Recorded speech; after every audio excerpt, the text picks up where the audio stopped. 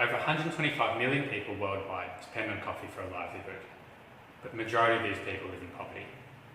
Your morning cup of coffee can make a bigger impact in helping the world's poor. There are many factors that impact the livelihood of coffee-growing farmers. In Java, Indonesia, many farmers face very low prices for their coffee.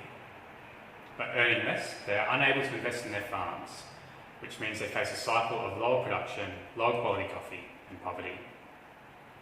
A key issue of this is how the coffee is bought from the farmers. The many steps, processes, and purchases of coffee between the farmer and your cup of coffee is known as the value chain.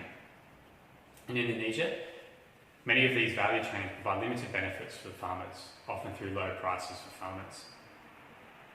Maybe we can intervene in these value chains to provide improved livelihood outcomes for households in these communities.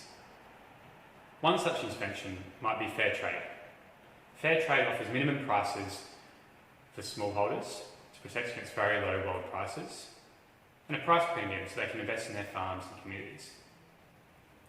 But evidence suggests that fair trade provides limited benefits for the poorest of households.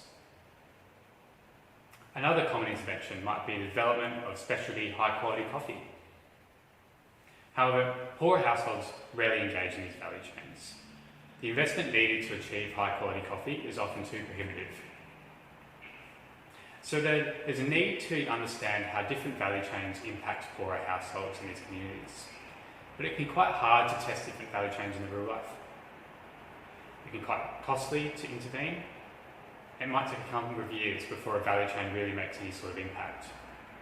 When we do make an intervention, we want to make sure that the impacts are the best possible impacts for poorer households.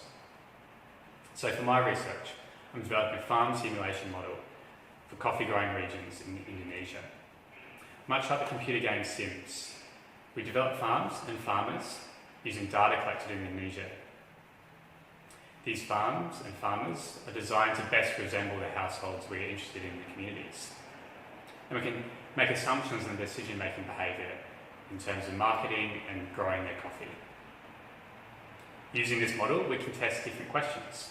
For example, how will farmers react to higher prices? Will farmers participate in the value chains if they need to invest more in their farms? And how do incomes change under different value chains? By answering these questions for different value chain interventions, we can understand what the most appropriate intervention might be in the real world. And by doing so, we'll be better able to understand how your morning cup of coffee can contribute to the better livelihoods of poor households in Indonesia.